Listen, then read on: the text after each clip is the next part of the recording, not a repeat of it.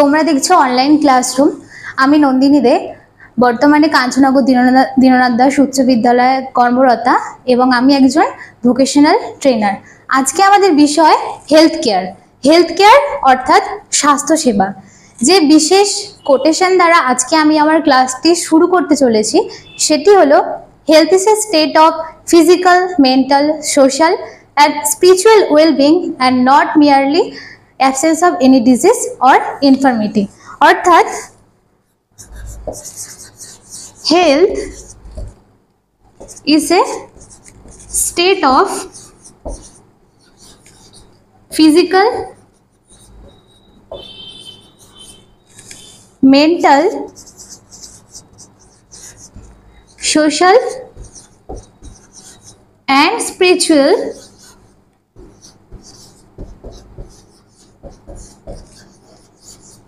well-being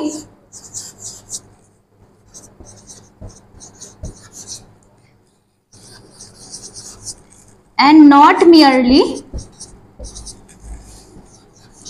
absence of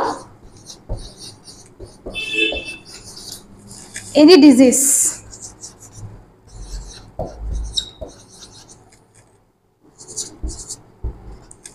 So health is a state of physical, mental, social and spiritual well-being and not merely absence of any disease or infirmity. অর্থাৎ স্বাস্থ্য বলতে আমরা শুধু শারীরিক সুস্থতাকেই বোঝাই না, স্বাস্থ্য বলতে আমরা শারীরিক এবং মানসিক সুস্থতাকেও বোঝাই। এবং যে কথাটি আমরা সবাই জানি, স্বাস্থ্যই সম্পদ। কিন্তু বর্তমানে আমরা শুধুমাত্র এই স্বাস্থ্য কি করে ভালো রাখবো তার উপর আমাদেরকে বিশেষ পরিমাণে গুরুত্ব দেওয়া দরকার এবং কিভাবে আমরা সচেতনতা তৈরি করতে পারি সেই সমস্ত বিষয় নিয়ে আজকে আমার ক্লাসটি। যেহেতু জাতীয় শিক্ষানীতিতে এই হেলথ কেয়ার বিষয়টির ওপর বিশেষ পরিমাণে গুরুত্ব আরোপ করা হয়েছে, তো তার জন্য একদম স্কুলের বিভাগ থেকেই শুরু হয়েছে এই ভোকেশনাল ট্রেনিংটি।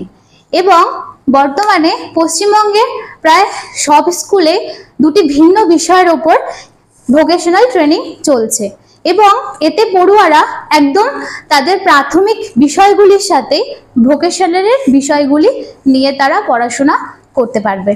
অর্থাৎ এক্ষেত্রে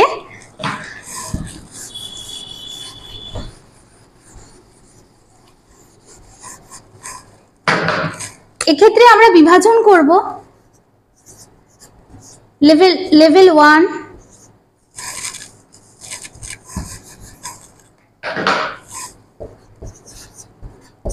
লেভেল 2, লেভেল 3 এবং লেভেল 4।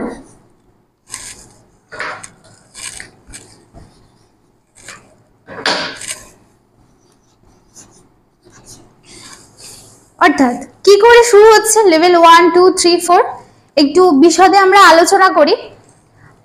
লেভেল 1 অর্থাৎ 8 পাস করার পর যখন কোনো ছাত্রছাত্রী ক্লাস 9-এ উঠবে তখন থেকে শুরু হচ্ছে লেভেল 1।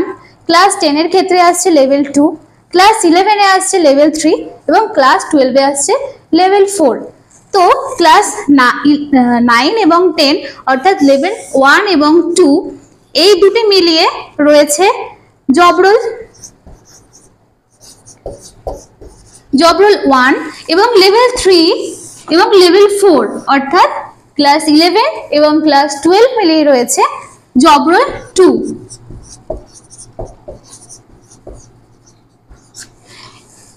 সর্বোপরি যে বিষয়টি হলো সেটি যে শুধুমাত্র কোনো পড়ুয়া যে স্কুল লেভেলে শুধুমাত্র ভোকেশনাল নিয়ে অর্থাৎ হেলথ কেয়ার নিয়ে পড়াশোনা করতে পারবে এরকমটাই নয়, তারা কলেজে অর্থাৎ এই বিষয়টি নিয়ে গ্র্যাজুয়েশন করতে পারবে, এই বিষয়টি নিয়ে তারা পোস্ট গ্র্যাজুয়েশন করতে পারবে, এই বিষয়টি নিয়ে তারা পিএইচডি এবং গবেষণার কাজও করতে পারবে।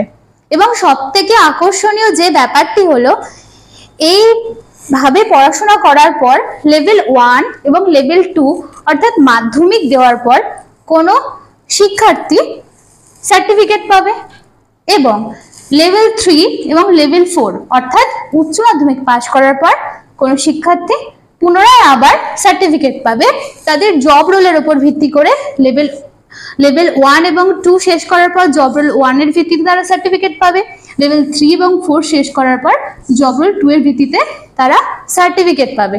আচ্ছা, এরপর এই সার্টিফিকেটগুলো পেয়ে কি হবে?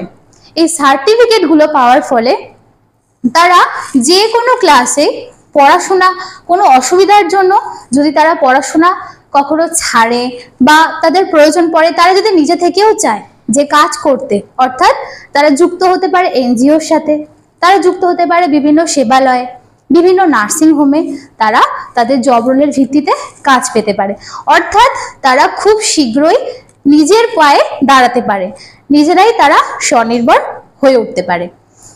তো এরপর একটু বিশদে আলোচনায় আসবো যে কি কি কাজ তারা করতে পারে এবং কিভাবে হেলথ কেয়ার মানুষকে সাহায্য করছে এবং আমাদের দৈনন্দিন জীবনে আমরা কিভাবে হেলথ কেয়ারকে ব্যবহার করছি প্রতিনিয়ত হেলথ কেয়ারের দ্বারা, অর্থাৎ বিশেষ করে স্বাস্থ্য সেবার দ্বারা আমরা কিভাবে উপকৃত হচ্ছি।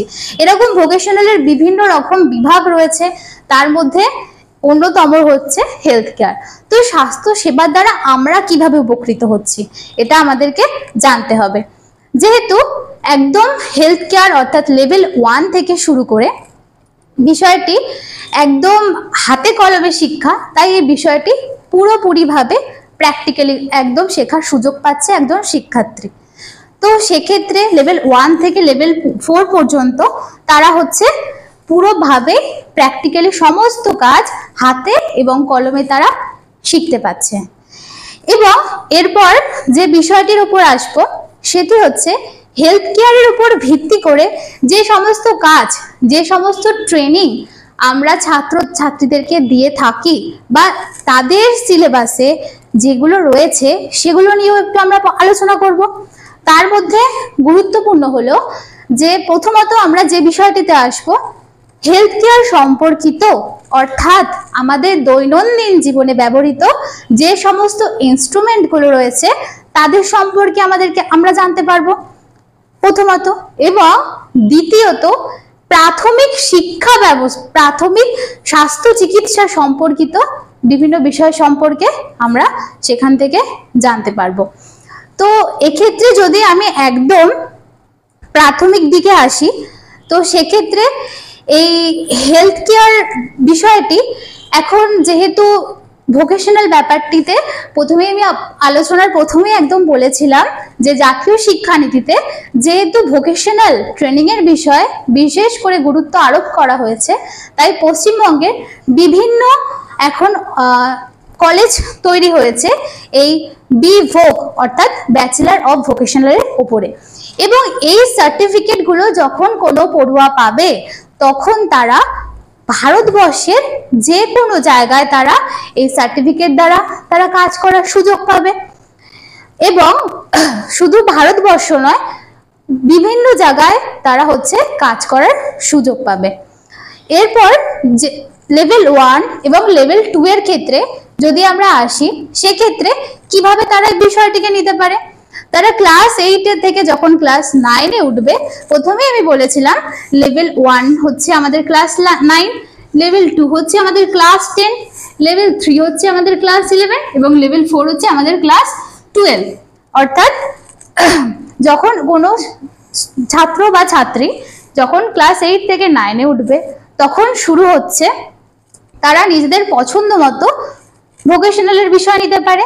উদাহরণ হিসেবে আমি এখানে হেলথ কেয়ারকে নিচ্ছি, তো নেওয়ার পর তারা এটা নিতে পারে তাদের প্রাথমিক বিষয়গুলির সাথে। যেমন ভাবে তারা প্রাথমিক যে বিষয়গুলি রয়েছে বাংলা, ইংরাজি, ইতিহাস, ভূগোল, তাদের যে বিষয়গুলি রয়েছে তার সাথেই তারা হেলথ কেয়ারকে নিতে পারে। তো লেভেল 1 হওয়ার পর অর্থাৎ ক্লাস 9 থেকে 10 এ ওঠার পর তাদের হয়ে গেল লেভেল 2 এবং লেভেল 1 এবং 2 এর পর অর্থাৎ যখন তারা মাধ্যমিক পাস করে গেল তারা পাবে সার্টিফিকেট।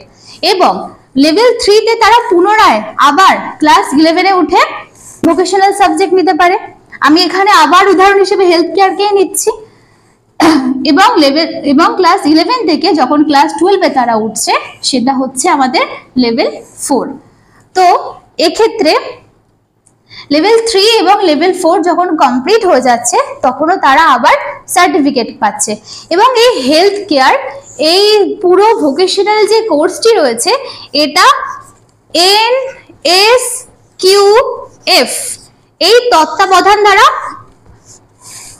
প্রচলিত হচ্ছে বা চলছে, অর্থাৎ national scheme of qualification framework দ্বারা হেলথ কেয়ার বা ভোকেশনালের সমস্ত পড়াশোনা তত্ত্বাবধান দ্বারা চলছে।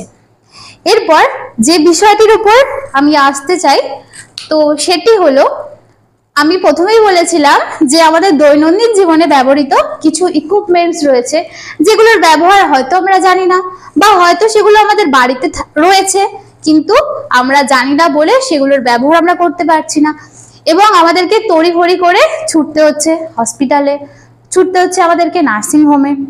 কিন্তু সেগুলোর ছোটখাটো যদি ব্যবহার আমরা জানি, বা আমাদের বাড়িতে যদি এরকম কোনো ট্রেনার থাকে, বা আমাদের বাড়িতে যদি এরকম কোনো হেলথ কর্মী থাকে, তাহলে সেক্ষেত্রে আমরা নিজেরাই নিজেদের বিভিন্ন রোগের খানিকটা হলেও সমাধান বা ফলাফল সেই মুহূর্তেই পেতে পারি।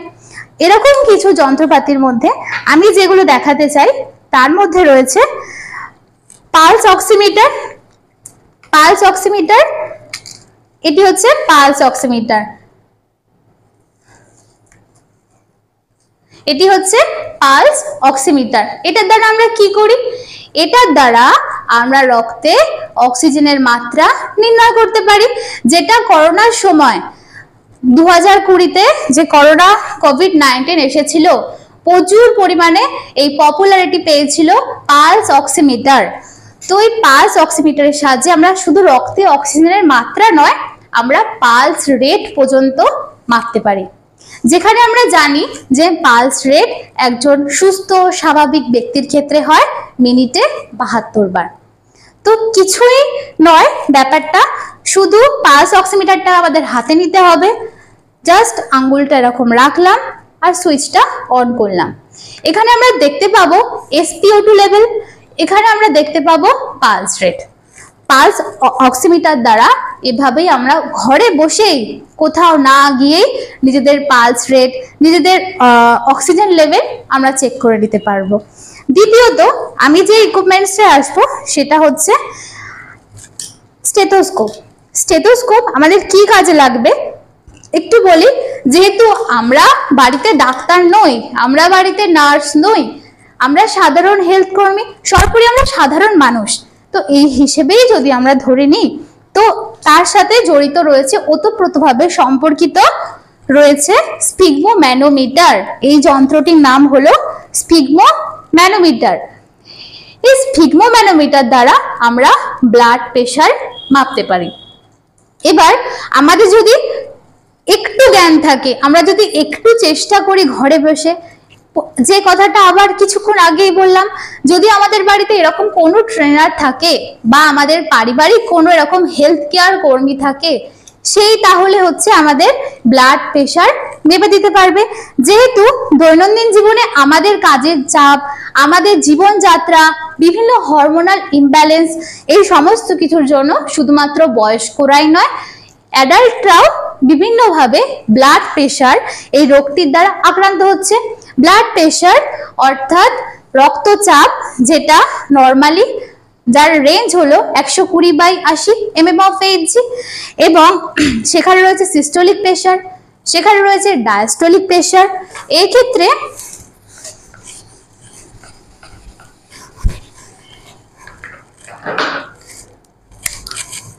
নর্মাল ব্লাড প্রেশারের রেঞ্জ হচ্ছে 120/80 mm/Hg। এই mm/Hg হচ্ছে ইউনিট। তো 120 কে আমরা ধরে নিচ্ছি সিস্টোলিক প্রেশার, 80 কে বলছি আমরা ডায়াস্টোলিক প্রেশার। অর্থাৎ সিস্টোলিক এবং ডায়াস্টোলিক যদি আমাদের বুঝতে হয় যে ব্লাড প্রেশার বেড়েছে না কমেছে, তো কি করে আমরা বুঝতে পারবো?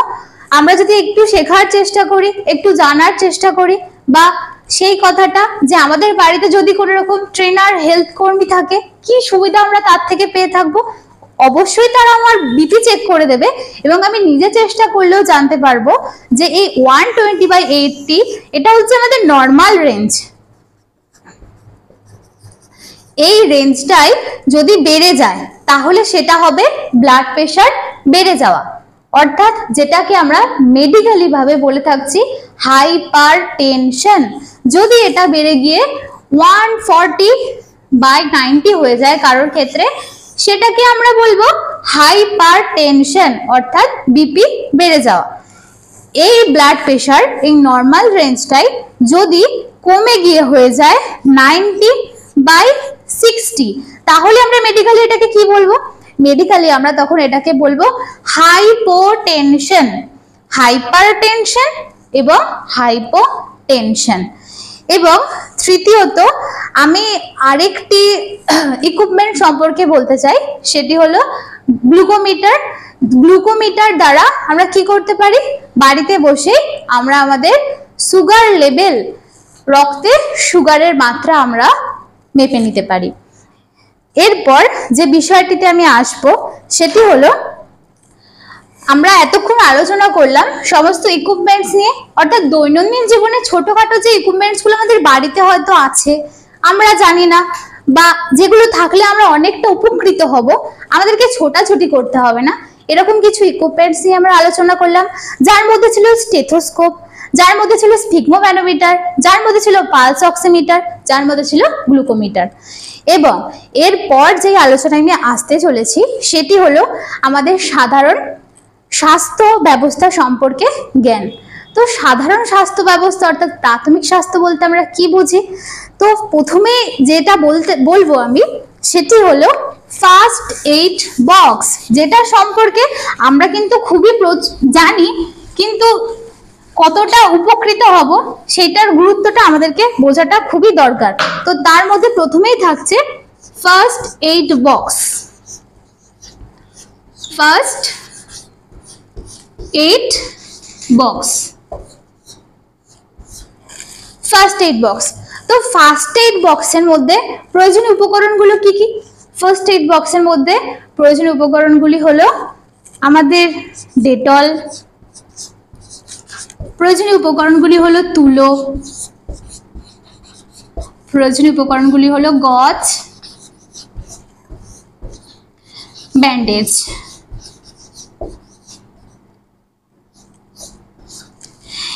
এছাড়াও রয়েছে বিটাডাইন সলিউশন,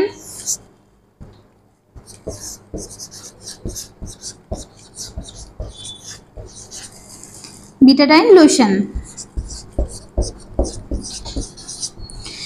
আমরা অনেকেই ফার্স্ট এইড বক্স সম্পর্কে জানি, কি থাকে মোটামুটি আমরা জানলেও কিন্তু এটা কিন্তু আমরা সবসময় বাড়িতে সবাই রাখি না। কিন্তু এটা বাড়িতে রাখা যে কতটা দরকার, এবং শুধুমাত্র বাড়িতেই নয়, আমরা যখন কোথাও ট্রাভেল করব সেখানে ছোটখাটো অ্যাক্সিডেন্ট, মিনি অ্যাক্সিডেন্ট প্রিভেন্ট করতে সাহায্য করবে এই ফার্স্ট এইড বক্স।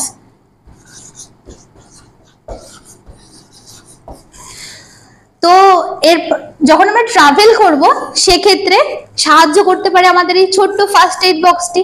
এবং বাড়িতে কারোর কেটে গেলে ছোটখাটো আমাদেরকে ড্রেসিং করার জন্য, যেখানে আমরা প্রায় ডেটল ব্যবহার করতে পারি, তুলো ব্যবহার করতে পারি, গজ ব্যবহার করতে পারি, ব্যান্ডেজ ব্যবহার করতে পারি, বিটাডাইন লোশন ব্যবহার করতে পারি। এই বিটাডাইন লোশনটা আমাদের কাজে লাগে কোনো জায়গা কেটে যাওয়ার জন্য, কেটে যাওয়ার কাজে লাগে।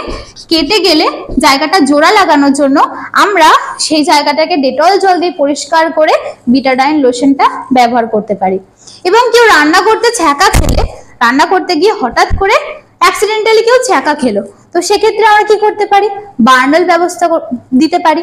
তো এইভাবেই আমরা ঘর থেকে শুরু করতে পারি আমাদের প্রাইমারি প্রিভেনশন। প্রাইমারি প্রিভেনশন যেটা আমরা ঘর থেকে শুরু করতে পারি। দ্বিতীয় যে বিষয়টি নিয়ে বলবো সেটি হলো হাইজিনেশন, অর্থাৎ পার্সোনাল হাইজিন। তো পার্সোনাল হাইজিন বলতে আমরা কি বলছি?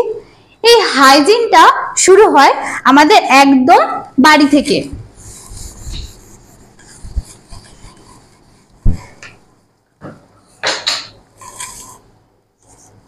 দ্বিতীয় রয়েছে পার্সোনাল হাইজিন। এই হাইজিনেশন ব্যাপারটা শুরু হয় আমাদের একদম সকাল থেকে, ঘুম থেকে ওঠা থেকে, ব্রাশ করা থেকে। কিন্তু আমাদের নিজেদের ব্যস্ততা, কর্মব্যস্ততা সবকিছুর জন্য মাঝে মাঝেই আমাদের এই হাইজিনেশন মেনটেন করতে গিয়ে ব্রেক পড়ছে। তো সেক্ষেত্রে ছড়িয়ে যাচ্ছে বিভিন্ন চর্মরোগ, আমরা সম্মুখীন হচ্ছে বিভিন্ন ব্যাকটেরিয়ার, বিভিন্ন ভাইরাসের, দিন দিন এগুলোর প্রকোপ বেড়েই চলেছে। তো সেক্ষেত্রে সবকিছুকে মাথায় রেখে, ব্যাকটেরিয়া, ভাইরাস সবকিছুকে মাথায় রেখে আমাদেরকে মেনটেন করতে হবে এই পার্সোনাল হাইজিন। তৃতীয়ত যে বিষয়টিতে আমি আসবো সেটি হলো হ্যান্ড ওয়াশিং।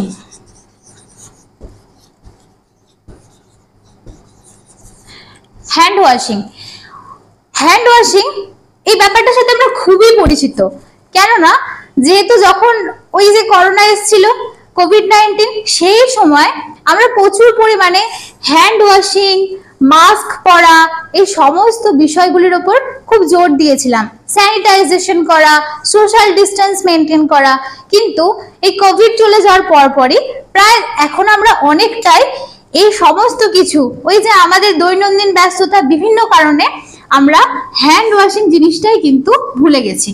তো হ্যান্ড ওয়াশিং, যেহেতু আমাদের সমস্ত কাজ শুরু হয় হাত থেকে, বিভিন্ন রকম, এবং খাওয়া দাওয়া অবশ্যই খাওয়ার আগে আমাদের অবশ্যই হ্যান্ড ওয়াশিং করতে হবে।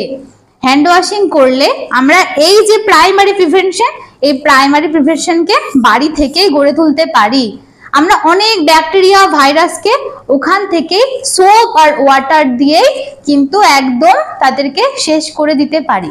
কিন্তু এই জিনিসগুলো আমরা মেনটেন করছি না, যেগুলো আমাদেরকে করা দরকার। এর ফলেই আমরা কি করতে পারবো? বাড়ি থেকেই প্রাইমারি প্রিভেনশন ব্যাপারটা গড়ে তুলতে পারবো। তৃতীয়ত যে বিষয়টি নিয়ে আমি আসবো সেটি হলো মাস্ক পরা।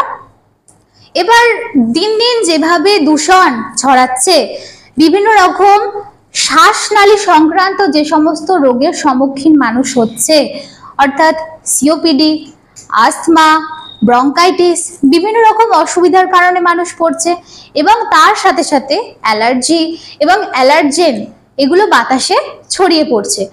তো এই মাস্ক পরাটাও কিন্তু ভীষণ আমাদের ম্যান্ডেটরি করে তুলতে হবে, বাধ্য করে তুলতে হবে।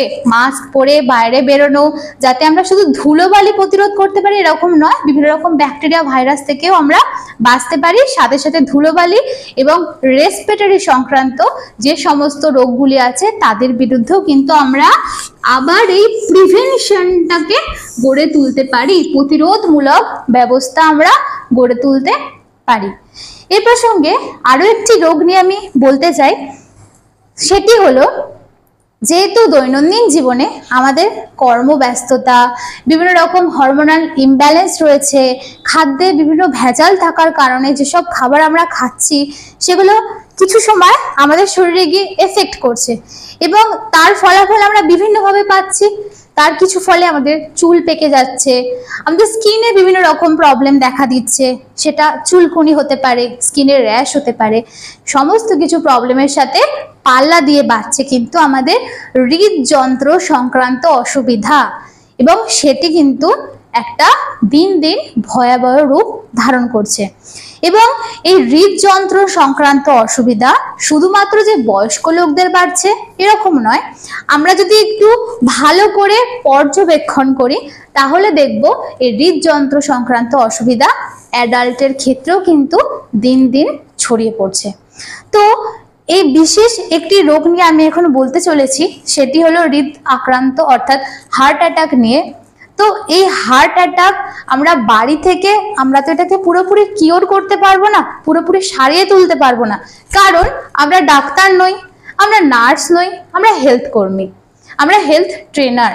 তো আমরা বাড়ি থেকে কিভাবে সেটাকে একজন রোগী, বরণাপন্ন রোগীকে কিভাবে কিছুক্ষণের জন্য হলেও অ্যাটলিস্ট অ্যাম্বুলেন্স আসার আগে পর্যন্ত, হাসপাতালে নিয়ে যাওয়ার আগে পর্যন্ত কিভাবে তাকে বাঁচিয়ে রাখতে পারি, তারই একটি বিষয় হলো সিপিআর, অর্থাৎ সিপিআর নিয়ে একটু আমি বলতে চাই।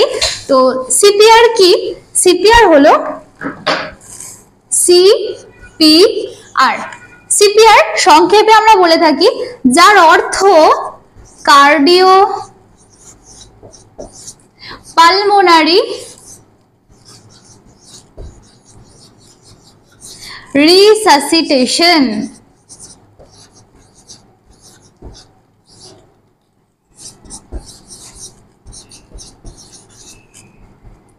Cardio pulmonary resuscitation. তো এই সিপিআর ব্যাপারটা কি আমি অবশ্যই ডেমো করে দেখাবো, যেটা শুধুমাত্র আমি বলবো না যে আমরা হেলথ কেয়ার কর্মী বলেই আমরা করতে পারি। এটা যদি একজন মানুষ সঠিক প্রশিক্ষণ প্রাপ্ত হয়, ডাক্তার নার্স ছাড়াও সে কিন্তু এটা করতে পারে। যদি এরকম কোনো ঘটনার মধ্যে আমরা পড়ি বা এরকম হতে পারে সে আমার বাড়ির লোক, তো সেক্ষেত্রে আমরা কিন্তু এর প্রয়োগ করতে পারি, যে জিনিসটা এই ক্লাসের মাধ্যমে কিন্তু আমরা এখন শিখে নেব যে আমরা সিপিআর কিভাবে দেব। তো এক্ষেত্রে রয়েছে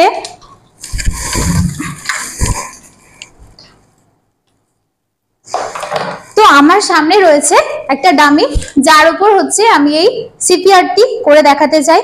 তো প্রথমেই আমাদেরকে খুঁজে বার করতে হবে এই ঘটনাটা আমার বাড়িতে হতে পারে এবং রাস্তায়ও ঘটে থাকতে পারে আমার সাথে। প্রথমে পেশেন্টের কাছে যাব, রোগীর কাছে যাব, বা যে থাকবে সামনে তার কাছে যাব। যদি সে আনরেসপন্সিভ হয়, অর্থাৎ তার যদি কোনো সাড়া না পাই আমি যাব তার কাছে, তাকে গিয়ে ফার্স্টে আমি গিয়েই সিপিআর দিতে শুরু করব না, আমি সামনে যাব, তারপর তাকে আমি ডাকবো, জিজ্ঞেস করব আরে ওকে, আমি ট্যাপ করব তাকে। তো যখন আমি সাড়া পেলাম না, আমি তার এয়ারওয়েটা ওপেন করার চেষ্টা করব। আমি তার এইভাবে ঠিক ওপেন এয়ারওয়ে করার পর আমি ভালো করে কান পেতে শুনবো এভাবে যে তার ব্রিথিং হচ্ছে কিনা। যদি দেখি যে ব্রিথিং হচ্ছে না, সেক্ষেত্রে আমি কি করব, নিজের লিপ টু লিপ আমি অক্সিজেনেশন অর্থাৎ ব্রিথিং দেওয়ার চেষ্টা করব। কেন ব্রিথিং দেওয়ার দরকার এখানে? কারণ যেহেতু পেশেন্টের এখন অক্সিজেন সাপ্লাই নেই, সেক্ষেত্রে আমি কিন্তু তাকে দুবার লিপ টু লিপ ব্রিথিং দেব। এরপর আমরা চেক করব তার পালস, চেক করব। এই পালসটির নাম হলো ক্যারোটিড পালস, যেটা আমাদের সবার ঠিক এইখানে অবস্থিত। ক্যারোটিড পালস দুদিকে ঘাড়ের এইখানে অবস্থিত ক্যারোটিড পালস আমরা চেক করব। যদি দেখি আমরা তার পালসের সেন্সেশন পাচ্ছি না, আমরা তার পালস বুঝতে পারছি না, সেক্ষেত্রে আমরা কি করব?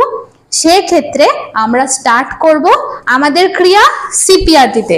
এবার সিপিআর তো আমরা হঠাৎ করে দিতে পারি না, সেক্ষেত্রে আমাদেরকে নির্দিষ্ট লোকেশন, ক্ষেত্রে আমাদেরকে প্রশিক্ষণটা নেওয়া দরকার। এবং হেলথ কেয়ার দ্বারা আমরা কিন্তু এইভাবে উপকৃত হয়ে থাকি যে কিভাবে আমরা এইভাবে মানুষকে বাঁচাতে পারি। আমাদের প্রাথমিক লক্ষ্য কিন্তু সেবা করা, প্রাথমিক লক্ষ্য মানুষের সেবা করা, মানুষের পাশে দাঁড়ানো। এরপর আমাদেরকে লোকেশন ঠিক করতে হবে, ঠিক বক্ষ মধ্য বরাবর ঠিক এইভাবে আমাদেরকে ইন্টারলকিং করতে হবে এবং সেটা যেন বুকের বাঁদিকে হয়। যে বোনটি অবস্থিত অর্থাৎ যে হাড়টি অবস্থিত তার নাম হচ্ছে স্টারনাম। স্টারনামের ঠিক 1/3 ইঞ্চি নিচে নিপিল বরাবর মিডিল পয়েন্টে এসে আমি স্টার্ট করব সিপিআর। ঠিক এইভাবে আমাকে কিন্তু প্রেস করতে হবে এবং এই সাইকেলটি আমি যে করব এক্ষেত্রে আমাকে রাখতে হবে 5টি সাইকেল। এবং অবশ্যই যখন আমি সিপিআর স্টার্ট করব সমস্ত প্রসেসের আগে আমাকে ফার্স্টে ফোন করতে হবে 911 অর্থাৎ অ্যাম্বুলেন্সকে ফোন করতে হবে। তো অ্যাম্বুলেন্স আসার আগে পর্যন্ত আমি কিন্তু চালিয়ে যাব আমার সিপিআর। পেশেন্টের হার্ট কোনো কারণে ব্লক হয়েছে, তো যাতে আমার এই ছোট্ট ক্রিয়াটা, ছোট্ট এই চেষ্টাটা যদি হচ্ছে তার আবার হার্টটাকে রিব্রিথ আমরা করাতে পারি, তাহলে কিন্তু আমরা রোগীটাকে বাঁচাতে পারি। তো কিভাবে করব আরো একবার আমি সাইকেলটা দেখাচ্ছি। আমরা ঠিক লোকেশনটা কিভাবে বাঁচবো, বক্ষ মধ্য বরাবর নিপিলের ঠিক মিডল পয়েন্টে এসে আমরা হচ্ছে ইন্টারলকিং করব এবং 1/3 ইঞ্চি নিচে আমরা স্টারনামের ওপর কিন্তু প্রেস করব এবং যে সাইকেল এইভাবে ঠিক আমরা কিন্তু প্রেস করব এবং যে সাইকেলটি চলবে 5টা সাইকেল, অর্থাৎ একটা সাইকেলে 30 বার হলে আমরা কিন্তু 150 বার, কম করে 120 বার প্রেস করবই। ততক্ষণে আশা করি চলে আসবে অ্যাম্বুলেন্স এবং এইভাবেই কিন্তু আমরা আমাদের এই ছোট ছোট কৌশলগুলো এরকম ভাবে মানুষকে বাঁচিয়ে থাকে। এইভাবেই ফার্স্ট এইড ব্যবহার করে, এভাবেই মাস্ক ব্যবহার করে, এভাবেই সিপিআর দিয়ে, এইভাবেই পার্সোনাল হাইজিন মেনটেন করে আমরা কিন্তু লোককে বাঁচিয়ে তুলতে পারি। সব থেকে বড় কথা, সর্বোপরি প্রথমেই যেটা বলেছিলাম, আমরা ডাক্তার নই, আমরা নার্স নই, কিন্তু আমরা সাধারণ হেলথ কর্মী। কিন্তু সাধারণ হেলথ কর্মী হিসেবেও তো বিশাল দায়িত্ব থেকে যায়। ভারত হলো বিশাল জনবহুল দেশ, তো দিন দিন যেমন হাসপাতাল গড়ে উঠছে, যেমন নার্সিংহোম গড়ে উঠেছে, তেমন দরকার হেলথ কেয়ার কর্মীরও। যে হেলথ কেয়ার কর্মী শুধুমাত্র সব কোর্সটা বা ভোকেশনাল কোর্স শেষ করেই যে হচ্ছে সে স্বনির্ভর হয়ে যাওয়ার পরই তার দায়িত্ব শেষ, এরকমটাই নয়। সে ছড়িয়ে পড়তে পারে কমিউনিটিতে, আমাদের এলাকাতে সে ছড়িয়ে পড়তে পারে এবং স্বাস্থ্য সচেতনতা যে সমস্ত বিষয়গুলি নিয়ে আমি আলোচনা করলাম, যেমন মাস্ক পরা, যেমন পার্সোনাল হাইজিন মেনটেন করা, ঠিক ঠিক টাইম মতো বাচ্চারা টিকা নিচ্ছে কিনা এই সম্পর্কে জানা, এই সমস্ত জিনিস নিয়ে কিন্তু তারা সচেতনতা গড়ে তুলতে পারে। এবং শুধু এটাই নয়, তারা যোগ দিতে পারে বিভিন্ন ব্লাড ডোনেশন ক্যাম্পের মধ্যে এবং তারা সেখানে যোগ দেওয়ার ফলে ডাক্তার এবং নার্সকে তারা কিন্তু সাহায্য করতে পারে।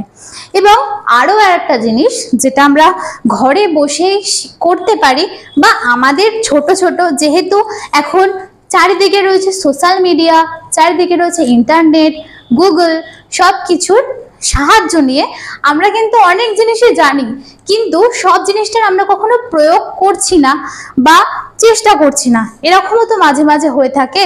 তো সেরকমই আরো কিছু জিনিস কিন্তু আমরা জানলে আমরা নিজেরাই এগুলোতে উপকৃত হব, বরং আমাদেরকে ছোটাছুটি করে ডাক্তার নার্স সব কিছু যেতে হবে না প্রথমে। এরপর যে বিষয়টা নিয়ে বলবো সেটি হচ্ছে পালস। পালস মানে কি? পালস মানে হচ্ছে পালস রেট, হৃদ স্পন্দন, যেটাকে আমরা বলছি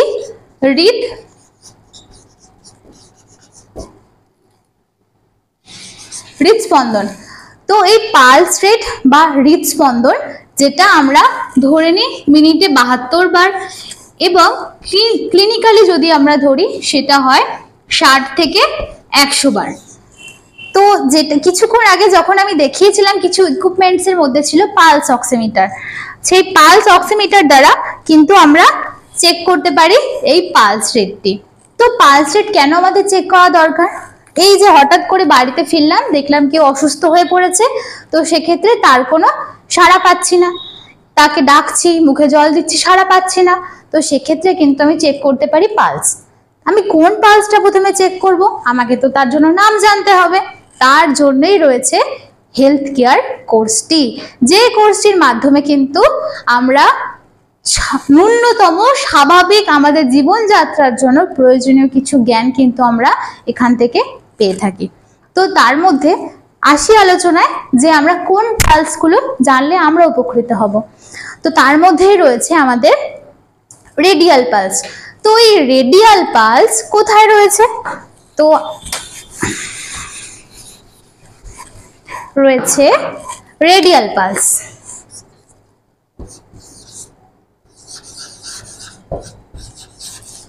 রেডিয়াল পালস। তো এই রেডিয়াল পালস কোথায় রয়েছে? রেডিয়াল পালস রয়েছে ঠিক হাতের এখানে।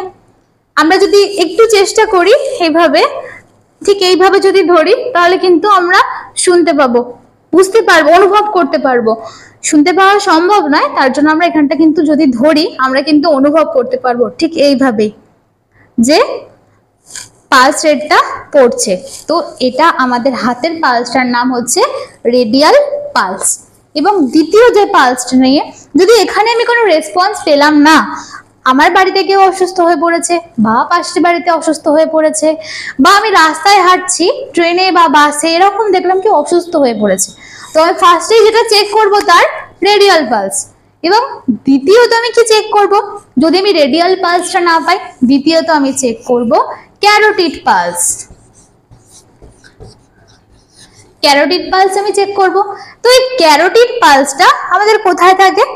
সিপিআর যখন কিছুক্ষণ আগে বললাম কার্ডিও পালমোনারি রিসাসিটেশন, যখন আমরা সিপিআর দিচ্ছিলাম হার্ট অ্যাটাক সর্বোপরি কার্ডিয়াক অ্যারেস্টের ক্ষেত্রে, তো সেক্ষেত্রে কিন্তু আমরা ব্যবহার করেছিলাম এই ক্যারোটিড পালসটিকে।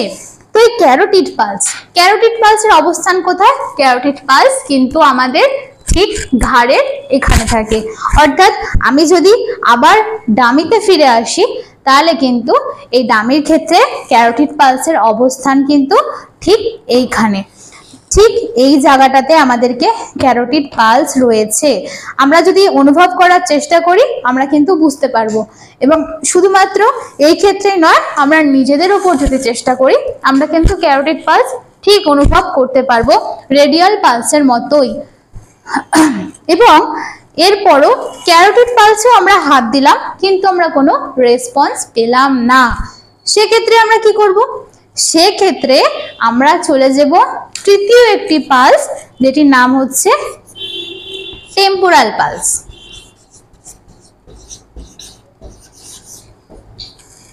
টেম্পোরাল পালস, এই টেম্পোরাল পালসটি কোথায় অবস্থিত?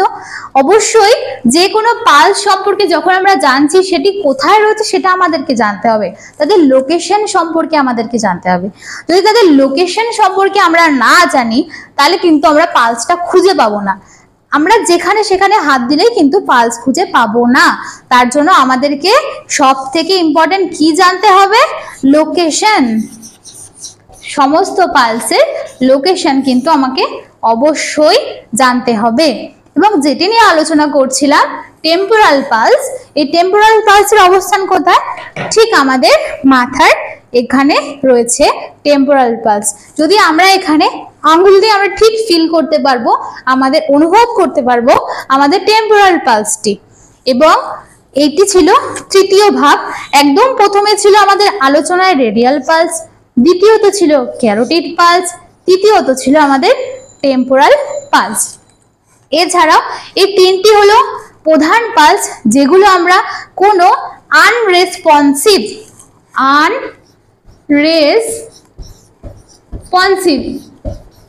যে কোনো সাড়া দিচ্ছে না বা সেন্সলেস হয়ে পড়ে রয়েছে, সেটা বললাম বাড়িতে হোক, আমার বাড়ির পাশে হোক, রাস্তায় হোক, ট্রেনে পথে ঘাটে হোক, আমার কিন্তু হেলথ কেয়ার কর্মী হিসেবে একটি বিশেষ দায়িত্ব থেকে যায়। সেটি হলো রেডিয়াল পালস চেক করা। সেটি হলো যদি আমি রেডিয়াল পালস খুঁজে পেলাম না, আমাকে চেক করতে হবে ক্যারোটিড পালস, খুঁজে পেলাম না সর্বোপরি আমি চেক করব টেম্পোরাল পালস।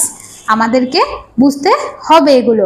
এবং এই যতগুলো বিষয়ের উপর আলোচনা করছি আমাদের দৈনন্দিন জীবনে ব্যবহৃত যে সমস্ত জিনিসপত্র বা ইকুইপমেন্টস, যে ছোট ছোট ইকুইপমেন্টসগুলো খুবই ছোট দেখতে হলেও, যেমন পালস অক্সিমিটার খুবই ছোট কিন্তু সেটি কতটা গুরুত্বপূর্ণ সেটা আমরা বুঝলাম।